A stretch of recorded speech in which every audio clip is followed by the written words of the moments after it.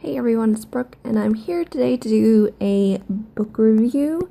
I haven't done like a single book review in quite some time, so it's time to get back on that horse wagon. I don't know. And today I'm going to be talking about Liz Moore's The Unseen World, which came out at the end of July, and I read it immediately. The cover, not so great, but the title's really fantastic. I don't really know why they chose this cover. There is a female main character, but it just doesn't do the book any justice, and I'm going to put it down now because of the glare. So, I love Liz Moore. She's an author that I don't think gets as much attention as she really deserves. Her last book, Heft, was great. It's fantastic, and what she really does well is she focuses in on characters and relationships and family that are not necessarily conventional. So she takes just slightly unconventional relationships and she just does them better than almost any writer I think that I read. The Unseen World is no different. It does all of those interesting unconventional relationships and unconventional characters just beautifully. So she has won again, and I did give the book 5 stars. It's, in the most simple sense, it's about a father and a daughter. The dad, David, and the daughter Ada live in Boston, and David is a computer scientist. He runs a lab at this book's version of MIT called BIT, and he's just an extreme genius, very smart, and he raises Ada outside of conventional norms. So on top of the fact that we don't see a lot of single dad narratives, this is also sort of a narrative that at least begins outside of societal norms. She does not go to a typical school. She doesn't have any friends among peers. She really lives and exists inside her dad's lab.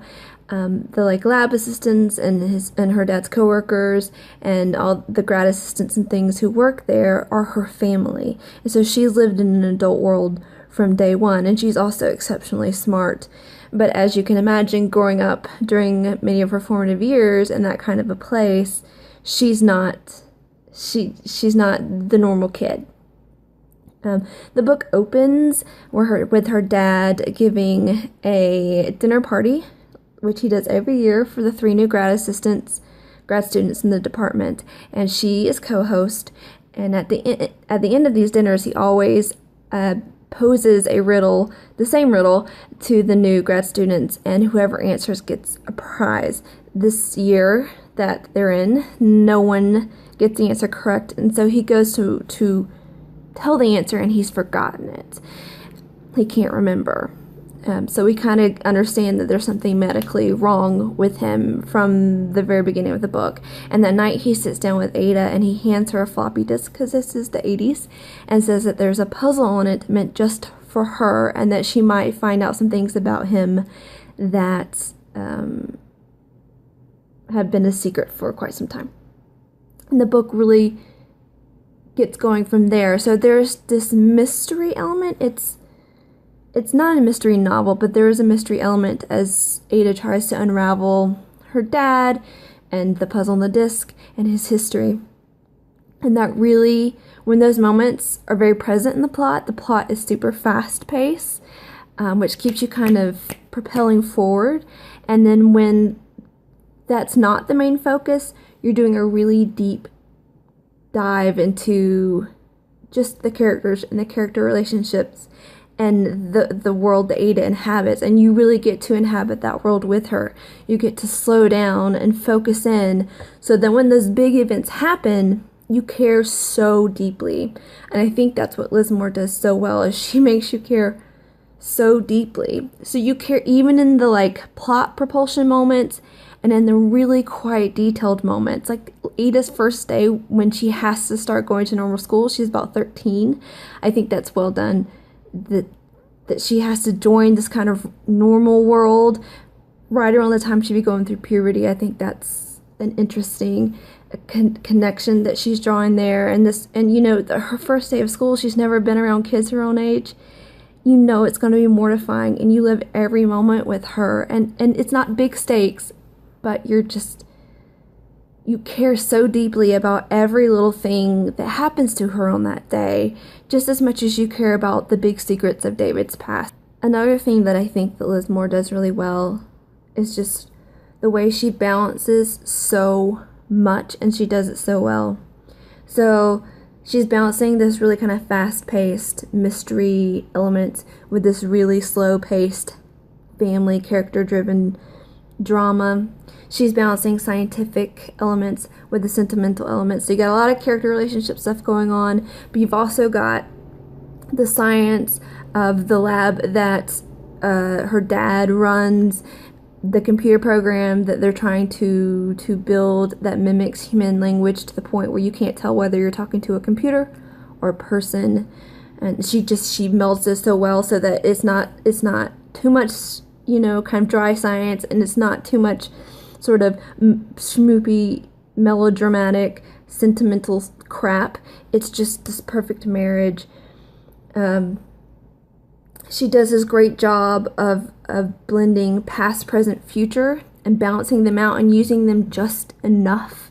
So you're basically, most of the story set in the 80s, but you do go into the past, and you do go in the future, and then you go into the far future, and it's all exactly when you need those different time periods, and you stay there exactly as long as you need to be there, only to strengthen the characters and the story that is being told. None of it is, gratuitous or just for fun, or just something to write about. It's all very important to the plot and to the character development. So I think she's really, really getting to be a master of her craft. The ending is, I can see maybe how some people might say it sort of slid a little bit too far to the sentimental. I don't think so. I thought it was really clever. I thought it was perfect. I thought it was a perfect ending. I thought it was a beautiful ending. And like I said, I think all of the elements are really balanced very well. There's an LGBTQ aspect in this book that's important to mention. Just all of the characters are great. So basically, I think it was almost 500 pages of the perfect book for me. Maybe other people won't find it so perfect, but I really do think it hits all of my buttons in this kind of a story. It felt very much the kind of thing that is exactly what I wanted to be reading at the moment, is exactly what I want to read when I'm talking about sort of family dramas and character-driven plots. And Liz Moore is a beautiful writer. Sometimes going back to the balancing act that she does. Sometimes her writing is just lyrical and beautiful, but she always knows how to pull it back when it's really the emotions of the characters that need to shine. So she'll kind of, the language will be very simplistic, but what the character is doing and what the character is what the character is feeling is allowed to stand out and make its presence known and be the thing that you're paying attention to. And I think that's the thing that really bugged me when I DNF'd Smith Henderson's 4th of July Creek, is that he just kept trying to let beautiful language do all the work. And sometimes I think you got to pull back and you've got to know when that's important, and when there are other elements of your story that need to be heard louder than just some pretty words. And she does that so well. She knows when to be just beautiful, lyrical, poetic language. She's a singer-songwriter, so she gets it. And then she knows when to just let the simplicity reign so that the characters can really shine. And you're not just paying attention to the writer's ability to make pretty sentences. So I think it's a phenomenal book. I wish more people read Liz Moore, and I will be reading everything she ever writes. So that's all for me today, and I will see you guys next time. Bye.